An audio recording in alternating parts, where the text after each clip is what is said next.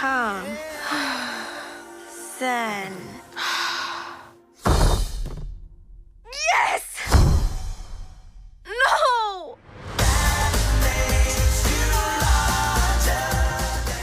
Bao was set in Toronto. Why was it important for you to set Turning Red in the city as well?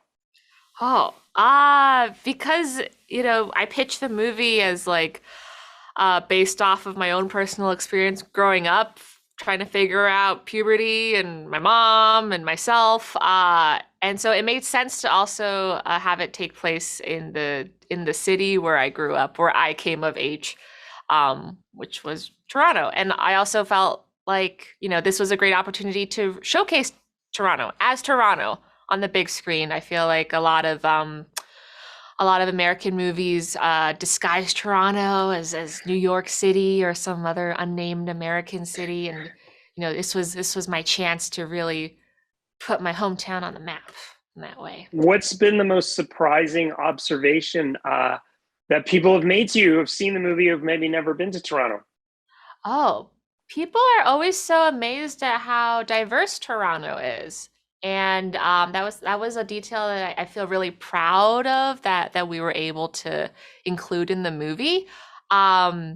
Because diversity is just it's quite challenging, just to be honest, in animated films, because every variation of hair or body shape or clothing or accessories it has to be done by hand and adds more time and money to the budget.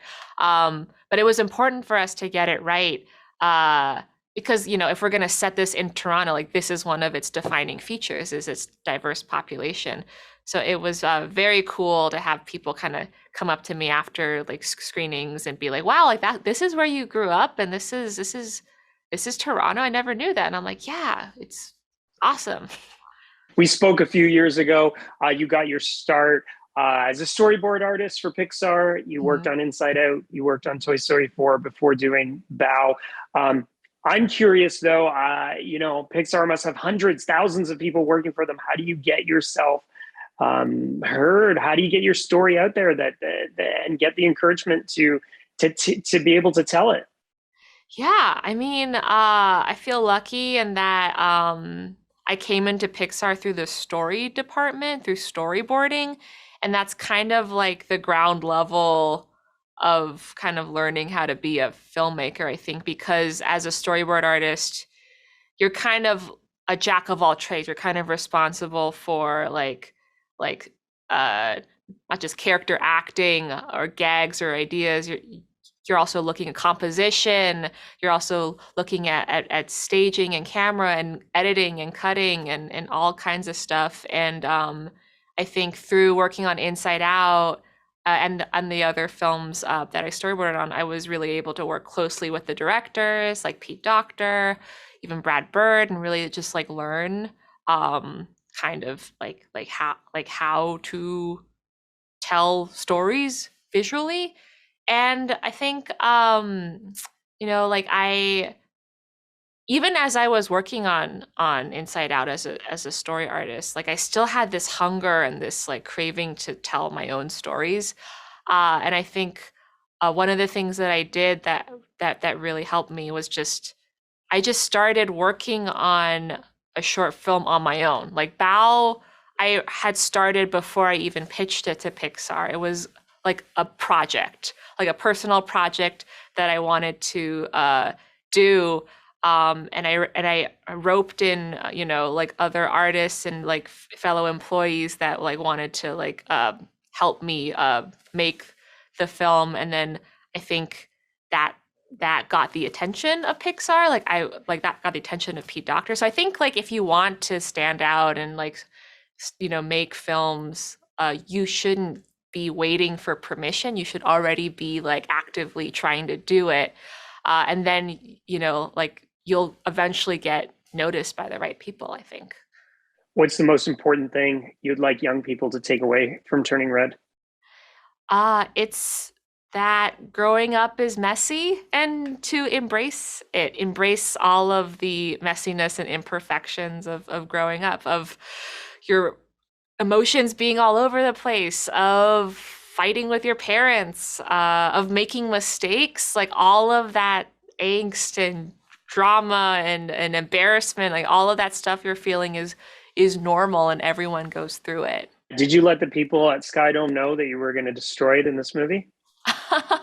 No, I don't know. I think we like got legal clearance to use Skydome, but I don't think they expected how we were going to use the Skydome at all. I think they'll be pleasantly surprised when they, if and when they see the movie. we, yeah. What was what was the coolest thing that you were able, the coolest local Toronto thing that you were able to include in Turning Red? Oh, it was it was the Skydome and like having a boy band concert at the Skydome. That was incredible. And I remember like I did a location scout like virtually of the Skydome that we built in the movie. And because we were making all of this from home, so I tried this it was like this experimental software where I like put on this VR headset and they like and I went into the virtual Skydome we built with my DP and he was like popping me around the Skydome and like, oh, we're thinking like a shooting like here and then having, like when her mom comes in, she's like this big and like this is how big we're thinking the ground level is. And yeah, like that was a really cool detail to include because like to be honest, I never actually been inside the Skydome. Like that like going into the VR Skydome was like the only experience of going inside the Skydome I've ever had. So that was a very cool experience to have. Oh, that's funny. They're going to hear that, and you're going to get invited to throw the pitch out Oh at my one of the Blue gosh. Jay games this summer. Yes, please. Billie Eilish, Finneas, they're behind some of the music of Four Town. Yeah. How did you get them? Yeah, I mean, they were at the top of our list in terms of yeah, like songwriters we'd love to collaborate with. They just, I mean, they have this just this connection with I think this generation of like tweens and young people and we really needed songwriters who could write lyrics that would really, touch May and her friends and really make them feel like Four Town was singing to them and about them. And we wanted the songs to be catchy as hell and we knew that Billy and Phineas could deliver that like they have that experience like they were May and her friends. They were that obsessed with music. Like Billy was a huge Justin Bieber fan and like had his photos all over her bedroom wall when she was May's age. So we knew like we really wanted them to work with us to make these songs. And we also thought like it'd be like a weird enough ask that they couldn't reject us, like they couldn't turn us down. Like usually a movie would approach them and probably ask like, "Hey, do you want to write a song for our end credits?" But we approached them with the question, "Hey, do you want to create a boy band with us?" And they were like, "Oh, whoa, sure." Yeah, it was so weird that I think they couldn't say no. Pixar has such a rich storytelling history and legacy, Domee. Is there a theme? Is there a common theme looking back on it that you think unites all of these great pieces of film?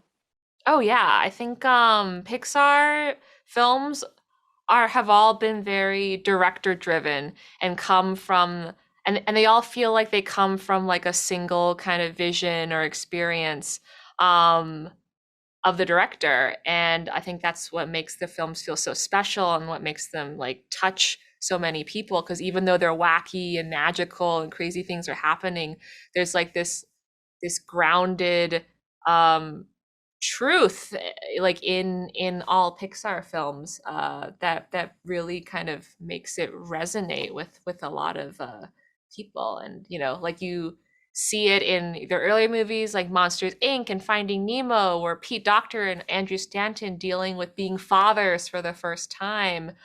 Um, like Up dealing with grief and Soul just dealing with, you know, existentialism and like what is life? Because Pete Docter was going through all of those emotions and feelings after he finished Inside Out. And you see it with Turning Red too. It comes from a real place of like being there, being 13 and waking up and not understanding what's happening with your body, with your emotions, with your relationship, with your parent. Yeah, but in a magical, fantastical like setting. Tell him it's mommy!